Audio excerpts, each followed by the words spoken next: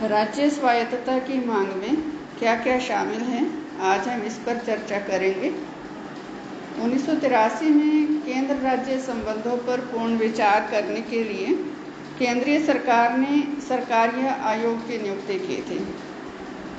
इस आयोग के पास विभिन्न राजनीतिक दलों ने और राज्य सरकारों ने केंद्र और राज्यों में किस तरह के संबंध होने चाहिए, इस विषय पर अपने जो विचार हैं वो लिखित रूप में दिए थे। कई राजनीतिक दलों ने अपने चुनाव घोषणा पत्र में भी केंद्र राज्य संबंधों के बारे में कुछ मांगें अंकित की थी और इन सभी प्रावधानों के आधार पर कुछ एक बातें हैं जो राज्य स्वायत्तता की मांग में शामिल हैं, जिसमें फर्स्ट है राज्यपाल का पद। जो केंद्र राज्य संबंधों में तनाव है उसका मुख्य कारण ये राज्यपाल का पद माना गया है। जिस तरीके से संघात्मक शासन प्रणाली में हमारे देश में एक तो सेंट्रल गवर्नमेंट है, उसी तरह से हर स्टेट में अलग सरकार है। केंद्र में जहाँ प्रधानमंत्री का पद है, राज्य में मुख्यमंत्री का पद है। केंद्रीय सरकार में राष्ट्रपति का पद है तो राज्य में राज्यपाल का पद है। लेकिन यहाँ अंतर क्या है? राष्ट्रपति पद का चुनाव होता है जनता द्वारा अप्रत्यक्ष रूप से, लेकिन जो राज्यपाल का पद है उसके लिए चुनाव नहीं होता, बल्कि वो राष्ट्रपति द्वारा नियुक्त किया जाता है। अब राष्ट्रपति किसका हिस्सा है? केंद्रीय सरकार का। तो जो राज्यपाल का पद है, कुछ विचारक कहते हैं कि इसको समाप्त कर देना चाहिए, क्योंकि इसकी वजह से केंद्र और राज्य के संबंधों में बहुत ज़्यादा तनाव बढ़ रहा है, या फिर इसमें कुछ महत्वपूर्ण सुधार किए जाएं। इन सुधारों का जो उद्देश्य है वो है राज्यपाल को केंद्र सरकार के शिकंजे से आज़ाद कराना, कि या तो ये पद समाप्त किया जाए और यदि रखना है तो जो राज्यपाल की स्थिति है वो पूरी तरह से संवैधानिक मुखिया वाली होनी चाहिए, पूरी तरह से उचित रूप में। राज्यपाल की जो स्वविवेकीय शक्तियां हैं वो समाप्त होनी चाहिए, और यदि ऐसी शक्तियां रखनी अनिवार्य हैं तो उन शक्तियों के उपयोग से संबंधित कुछ नियम निश्चित किए जाने चाहिए। राज्यपाल केंद्र सरकार का प्रतिनिधि नहीं होना चाहिए, बल्कि राज्य सरकार का प्रतिनिधि होना चाहिए। राज्यपाल की नियुक्ति में और राज्यपाल को पद से हटाने में राज्य सरकार को शक्ति प्राप्त होनी चाहिए। सेकंड है इसमें आयोगों की स्थापना में राज्यों की सहभागिता। राज्य स्वायत्तता की मांग करने वाले ये चाहते हैं कि जिन आयोगों का संबंध राज्यों से होता है उन आयोगों की स्थापना में राज्यों को भी बराबर का सहभागी बनाया जाए। जैसे वित्त आयोग है, निर्वाचन आयोग है, अनुसूचित जातियों के लिए राष्ट्रीय आयोग है, नीति आयोग है। ये कुछ ऐसे आयोग हैं जिनकी जो कार्यशीलता है वो राज्यों को प्रभावित करती है।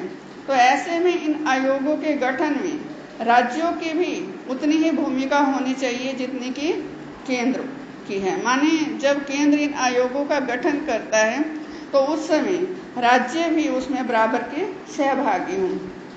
उनकी सलाह को भी पूरा महत्व दिया जाना चाहिए, उनको भी इस संदर्भ में कोई शक्ति प्राप्त होनी चाहिए। थर्ड है इसमें अवशिष्ट शक्तियाँ। अवशिष्ट माने होते बचा खोचा। ये अवशिष्ट शक्तियाँ कौन सी हैं? कानून निर्माण संबंधी जो शक्तियाँ हैं वो केंद्र सरकार और राज्य सरकारों में विभाजित की गई हैं संविधान के अंतर्गत, संघ सूची, राज्य सूची और समवर्ती सूची के अंतर्गत। जो शक्तियाँ इन तीनों सूचियों में कहीं अंकित नहीं हैं उन्हें अवशिष्ट शक्तियाँ कहा गया। और इन अवशिष्ट शक्तियों पर भी जो कानून बनाने की शक्ति है वो संसद को दी गई है। तो राज्य स्वाधीनता के जो समर्थक हैं वो ये मांग करते हैं कि जो अवशिष्ट शक्तियाँ हैं वो राज्य विधानमंडलों को दी जाए, और इन विषयों के संदर्भ में जो टैक्स लगाने की शक्ति है वो भी राज्य सरकारों के पास हो। नेक्स्ट है विधेयकों की स्वीकृति के संदर्भ में राज्य के राज्यपाल को ये अधिकार होता है कि वो किसी भी विधेयक को राष्ट्रपति के विचार हेतु आरक्षित कर सकता है। तो जो राज्य स्वायत्तता की मांग के समर्थक हैं वो ये कहते हैं कि राज्यपाल का ये जो अधिकार है ये समाप्त होना चाहिए। वो किसी भी विधेयक को राष्ट्रपति के विचार के लिए आरक्षित न रख पाए। राज्य विधानमंडल द्वारा जो भी विधेयक पास होता है और जब वो राज्यपाल के पास जाता है, राज्यपाल को उस पर स्वीकृति देनी अनिवार्य होनी चाहिए, बाध्यकारी होनी चाहिए।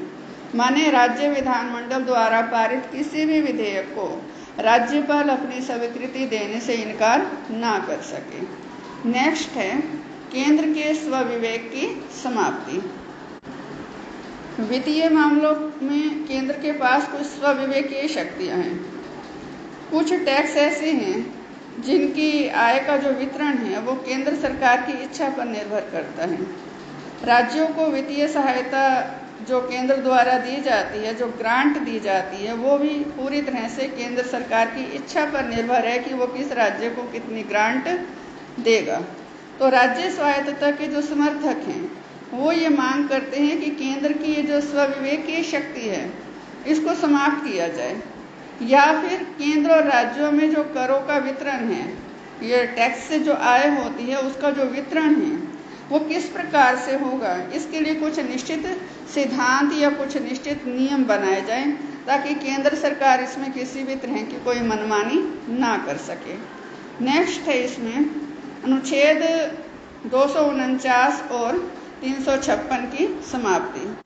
अनुच्छेद 249 के अंतर्गत राज्यसभा को एक ये विशेष तरह का प्रस्ताव पारित करने का अधिकार है। यदि राज्यसभा अपने 2/3 बहुमत से यह प्रस्ताव पारित कर दे कि राज्य सूची में अंकित किसी विषय पर केंद्रीय संसद द्वारा कानून बनाना राष्ट्रीय हित में है, तो केंद्रीय संसद उस विषय पर कानून बना सकती है। विषय है राज्य सूची का, लेकिन केंद्रीय संसद उस पर कानून बना सकती है। कब? जब राज्यसभा 2/3 बहुमत से प्रस्ताव पारित कर दे, और राज्यसभा किसका हिस्सा है? वो भी केंद्रीय संसद का। तो ऐसे में केंद्र सरकार यहाँ मनमानी कर सकती है। इसी तरह से अनुच्छेद 356 के अंतर्गत राष्ट्रपति को राज्यों में राष्ट्रपति शासन लागू करने की शक्ति दी गई है। राज्य स्वायत्तता के जो समर्थक हैं वो इन दोनों अनुच्छेदों को संविधान में से निलंबित करने की मांग करते हैं। नेक्स्ट है इसमें राज्यसभा में राज्यों से समान प्रतिनिधित्व। हमारे देश में राज्यसभा में जो राज्यों का प्रतिनिधित्व है वो उनकी जनसंख्या पर आधारित है। हर राज्य को उसकी जनसंख्या के अनुपात में ही राज्यसभा के स्थान मिलते हैं। माने जिस राज्य में जनसंख्या अधिक है, ज़्यादा है, तो उसके राज्यसभा में सीट्स भी ज़्यादा हैं। जिस राज्य की जनसंख्या कम है तो उसको राज्यसभा की कम सीट्स प्राप्त हैं। राज्य स्वायत्तता के जो समर्थक है वो ये कहते हैं कि ऊपरी सदन में जनसंख्या के आधार पर राज्यों का प्रतिनिधित्व संघात्मक शासन प्रणाली के प्रतिकूल है। इस व्यवस्था को समाप्त कर दिया जाए और राज्यों का जो प्रतिनिधित्व है राज्यसभा में वो समान हो। जैसे हर राज्य जो है वो बराबर संख्या में राज्यसभा में अपनी प्रतिनिधि भेजे। जैसे कि अमेरिका में ऊपरी सदन सीनेट है, अमेरिका में 50 राज्य हैं, हर राज्य 2-2 सदस्य सीनेट के लिए चुनकर भेजता है। इस तरह की जो स्थिति है, ये राज्य स्वायत्तता के जो समर्थक हैं वो भारत के लिए चाहते हैं कि राज्यसभा में सभी राज्यों का जो प्रतिनिधित्व है वो समान हो, सीट जो है वो सबकी बराबर हों। नेक्स्ट है शक्तियों के विभाजन में परिवर्तन। राज्य स्वायत्तता के जो समर्थक हैं वो ये मांग करते हैं कि जिन विषयों को राज्य सूची में से निकाल दिया गया था संवैधानिक संशोधन के द्वारा, उन्हें फिर से राज्य सूची में अंकित किया जाए, ऐड किया जाए, और साथ ही साथ संघ सूची और समवर्ती सूची के जो कुछ विषय हैं वो भी राज्य सूची में ऐड किए जाएं, ताकि जो राज्य सरकार का अधिकार क्षेत्र है वो बढ़ सके। नेक्स्ट है राज्यों को अधिक वित्तीय साधन देने के बारे में। ये समर्थक ये मांग करते हैं कि संविधान में ऐसे परिवर्तन किए जाएं जिसके कारण जो राज्य सरकारों को कुछ वित्तीय स्रोत प्राप्त हों। राज्यों की जो केंद्र पर निर्भरता है, वित्तीय निर्भरता है, वो समाप्त हो जाए। माने उनके अपने जो सोर्सेज हैं वो डेवलप हों। अपने वित्तीय स्रोत जब राज्यों के पास होंगे तो उससे जो राज्यों की केंद्र पर वित्तीय निर्भरता है वो ऑटोमेटिकली समाप्त हो जाएगी, और इससे जो राज्य स्वायत्तता है वो अच्छे से अस्तित्व में आ पाएगी। नेक्स्ट है नियोजन में राज्य सरकारों की सहभागिता। योजनाएं बनाने का जो कार्य है, विकास योजनाएं, उसमें केंद्र सरकार का जो एकाधिकार है, मोनोपोली, वो समाप्त होनी चाहिए। नीति आयोग के स्थान पर कोई ऐसी संवैधानिक संस्था होनी चाहिए जिसके गठन में राज्य सरकारों का भी उचित सहयोग हो। इसके अलावा कोई भी योजना राज्य सरकारों पर थोपी ना जाए। योजनाओं के निर्माण में भी राज्यों की सहभागिता हो और साथ ही साथ किसी राज्य की सहमति के बिना उस राज्य के संदर्भ में किसी विकासशील योजना को क्रियान्वित ही ना किया जाए। और बड़े बड़े जो उद्योग हैं वो स्थापित करने के संदर्भ में भी राज्यों को स्वतंत्रता प्राप्त होनी चाहिए और केंद्र पर जो उनकी निर्भरता है वो समाप्त होनी चाहिए।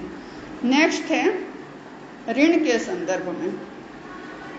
वर्तमान व्यवस्था के अनुसार जो राज्य सरकारें हैं उनको बीमा निगम या जो राष्ट्रीयकृत बैंक हैं इनसे कर्ज लेने की आज्ञा नहीं है। राज्य सरकारें किसी भी प्रकार की जो विदेशी वित्तीय सहायता है वो भी प्राप्त नहीं कर सकती। तो ये राज्य स्वायत्तता के जो समर्थक हैं वो ये मांग करते हैं कि कुछ निश्चित परिस्थितियों में राज्य सरकारों को ऋण लेने की आज्ञा होनी चाहिए और इसके अलावा केंद्रीय सरकार की सहमति से विदेशी सहायता प्राप्त करने का अधिकार भी राज्य सरकारों को दिया जाना चाहिए। नेक्स्ट है इसमें मुख्यमंत्रियों के विरुद्ध जांच आयोगों की नियुक्ति। हमारे देश में ये व्यवस्था है कि किसी राज्य के मुख्यमंत्री के विरुद्ध यदि कोई दोष लगता है, कोई आरोप लगता है, तो उसकी समीक्षा के लिए केंद्र सरकार जांच आयोग नियुक्त करती है। राज्य स्वायत्तता के जो समर्थक हैं वो ये मांग करते हैं कि मुख्यमंत्रियों के विरुद्ध जांच आयोग को नियुक्त करने की जो वर्तमान व्यवस्था है इसको समाप्त किया जाए, क्योंकि ये तो फिर केंद्र सरकार को मनमानी शक्ति देती है। ये व्यवस्था मुख्यमंत्री के विरुद्ध यदि कोई दोष है तो उसकी समीक्षा के लिए लोकपाल या लोक आयुक्त ऐसी कोई संस्था होनी चाहिए और ऐसी संस्थाओं की जो व्यवस्था है वो स्थायी रूप से होनी चाहिए ताकि मुख्यमंत्री के विरुद्ध कोई भी प्रार्थना पत्र किसी भी समय इस संस्था को दिया जा सके। तो ऐसे में हम देखते हैं कि राज्यों के ऊपर जो केंद्र का नियंत्रण है वो काफ़ी अधिक है। वित्तीय मामलों में भी जो राज्य हैं काफ़ी कमज़ोर हैं। उनकी विकास की जो समस्त योजनाएं हैं वो केंद्र के निर्देशानुसार ही बनती हैं। तो इस दृष्टि से राज्यों का स्वायत्तता की मांग करना उचित है। लेकिन आज जो ज़रूरत है वो इस बात की है कि राज्यों को अपने विकास के पर्याप्त अवसर दिए जाने चाहिए और इसके लिए ऐसी व्यवस्था की जानी चाहिए जिससे जो राष्ट्र का संघात्मक ढांचा है वो भी बना रहे और जो राज्यों का चहुमुखी विकास है वो भी संभव हो पाए। धन्यवाद।